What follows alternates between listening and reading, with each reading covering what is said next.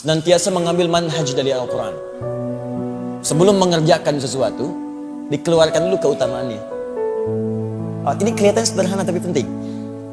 Keutamaan ini kalau bisa kita keluarkan dulu, kalau mampu dituliskan, supaya memotivasi kita kalau mengerjakan ini yang kita raih. Itu minimal kalau sedang malas-malas, ketika melihat itu lagi, itu muncul lagi motivasi yang kuat. Makanya seringkali di ayat Al-Quran itu amalan bersanding dengan keutamaan. Misal infak tuh, ya. Ketika menyebutkan infaknya, keutamaannya dulu disebutkan. Quran surah kedua, ayat 261. Mathalul ladzina yunfiquna amwalahum fi sabilillah kamathali habbatin ambatat sab'a sanabil fi kulli sumbulatin mi'atu habbah wallahu yudha'ifu liman yasha wallahu wasi'un 'alim. Perumpamaan orang yang infak di jalan Allah Subhanahu wa taala. Perhatikan baik-baik, seperti orang yang menanam satu benih. Dari benih itu satu nih, dihitungnya satu dulu. Jadi kalaupun ada 1 rupiah Anda berikan, itu hitungannya bukan 1. Ambatat sab'a sanabil, dari 1 ini tumbuh 7. Fi kulli sumbulatin mi'atu habba, setiap 7-nya ada 100 benih baru. 1 kali 7 kali 100, 700 nilainya. 700 nilainya. Dan itu pun batas minimal, bukan batas maksimal. Karena ayatnya belum selesai, sering dipotong sampai sini, belum selesai. Wallahu yudha'ifu liman yasha. Dan Allah akan melipat gandakan tanpa batasan bagi siapa yang dikehendakinya. Kata sebagian pakar tafsir, maksud yang ayat terakhir ini adalah orang yang tak pernah berhitung, maka Allah akan berikan tanpa hitungan. Tapi kalau dia ngitung, ya sesuai hitungan itu diberikan. Infak misalnya, 1 juta masukin, sampai kotak infak tuh gak geser-geser. Tuh, 2, 3 juta. Tapi dihitung sama dia, alhamdulillah kali 700, punya catatan sendiri. 7 juta. Walaupun gak dia upload, punya catatan, Allah kasih. Boleh dia dioper 1 lagi, Masya Allah, ingin seperti yang 1 juta itu. Tapi gak ada. Cuman dia gak pernah berhitung, tapi keikhlasannya sangat dalam. Yang dia punya cuma 500 rupiah, itu pun logam. Dia masukkan dengan hati-hati, supaya bunyinya pun gak kedengaran orang lain. Sampai masuk tuh lembut sekali, kayak landingnya itu soft gitu. Dan dia nggak pernah berhitung, nggak pengen orang tahu. Itu lipat gandanya, yudha'ifu liman yasha, dilipat gandakan oleh Allah tanpa batasan.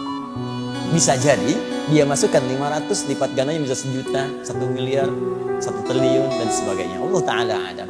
Nah, kenapa dimasukkan itu? Banyak nanti keutamaan istighfar. Rajin istighfar bisa dapat surga seluas langit dan bumi. Quran surah ketiga 133. Wasari'u ila maghfirati min rabbikum wa jannatin arduhas samawati wal ardh u'iddat lil muttaqin. Disusul lagi dengan amalan lain. Ayo bergegas kamu istighfar dan berharap dengan amalan-amalan itu bisa mendapatkan surga seluas langit dan bumi. Disediakan bagi orang takwa. Apa ciri amalan orang ahli istighfar? Kalau rajin istighfar kata Allah, maka akan muncul amalan-amalan lain. Ayat 134-nya. Alladzina yunfiquna fis sarai wad dharra, rajin infak. Wal kadhiminal ghaidha, orang rajin istighfar itu sanggup menahan amarah. Jadi kalau Anda ingin jadi orang sabar, latihan istighfar. Astagfirullah. Orang mencela, istighfar dulu. Astagfirullah. Nah, ketika Anda rajin istighfar, itu kita akan diberi oleh Allah kemampuan menahan amarah. Ya. Dasar kamu begini. Astagfirullah. Apa? Astagfirullah. Kamu ngeledek saya. Astagfirullah. Dah, sampai dia capek sendiri. Sudah mas, kalau sudah saya pamit dulu. Pergi aja sana. Astagfirullah. Wala'afina anin nas, dan dia bisa pandai memaafkan orang. Jadi yang indah tuh gini, hati dia ditutup oleh Allah dari persoalan. Sudah selesai, jadi dia tuh gak mikirin masalah lagi. Tapi orang yang tidak pernah minta maaf kepadanya jadi gelisah terus gak pernah selesai. Dan ketika Anda bisa melakukan itu kata Allah, hati orang lapang yang sering ingat dengan Allah, dia lapang menerima persoalan, maka tempat pulangnya akan dilapangkan oleh Allah lebih daripada seluas lapangan, seluas langit dan bumi. Anda punya rumah sekomplek Jaka Permai, kerasa luas. Nanti saat ke surga seluas langit dan bumi. Silahkan maraton, koprol. Saya pengen tahu di mana ujungnya. Enak gitu. Nah, pertanyaannya kenapa sering disandingkan tuh antara amalan dengan keutamaan? Supaya kita itu punya motivasi. Pengen dapat ini, tahajud ada 4 kemuliaan. Jadi kalau kita tuliskan, karir akan diangkat, pekerjaan akan dibimbing, masalah diberi solusi, kalau diganggu langsung Allah tolong. Quran surah ke-17 ayat ke-79 sampai 81. Nah, Anda tuliskan itu, keluarkan. Manfaat tahajud, berikan 4. Tempelkan langsung di dinding tempat tidur Anda sebelah kanan. Jadi begitu miring ke kanan, Anda lihat itu. Nggak ingat tahajud pun ketika melihat itu pengen bangun malam harinya. Kalau bisa bikin kata-kata yang menarik seperti Kiai Haji Ahmad Dahlan menuliskan di temboknya ketika akan berdakwah beliau. Ya Dahlan, berdakwah itu seperti memegang batu bara. Ingat sabda Nabi.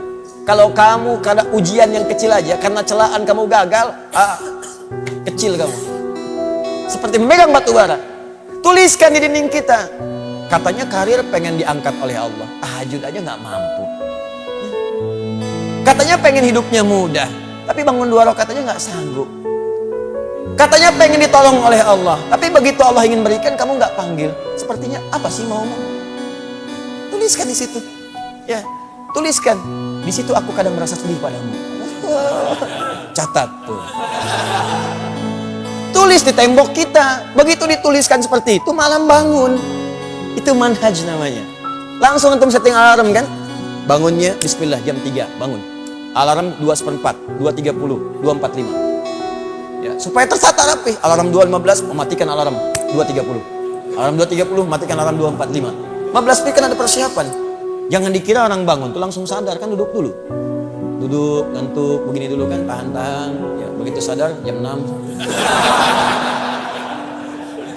Awal-awal begitu, lama-lama makin cinta, nanti bangun lebih awal lagi. Nah, ini keutamaan dimunculkan, makanya jangan heran para ulama kita itu sebelum menampilkan isinya, tampilkan keutamaannya dulu. Apa keutamaan menuntut ilmu? Supaya nanti kalau sedang malas-malas, maaf ya, kalau ada tantangan pekerjaan lain, kita bisa prioritaskan, tuliskan. Menuntut ilmu ini keutamaannya, meringankan beban hidup, memberikan solusi, jawaban semua didengar, doa-doa dikabulkan. Tuh. Malaikat mengaminkan, dosa-dosa diampuni. Jadi begitu kita mau tinggalkan, kita mikir lagi. Duh, jangan-jangan kalau saya pergi ke mall tinggalkan taklim, saya meninggal di mall, dosa belum diampuni. Saya udahlah ke taklim dulu aja. Mall bisa besok.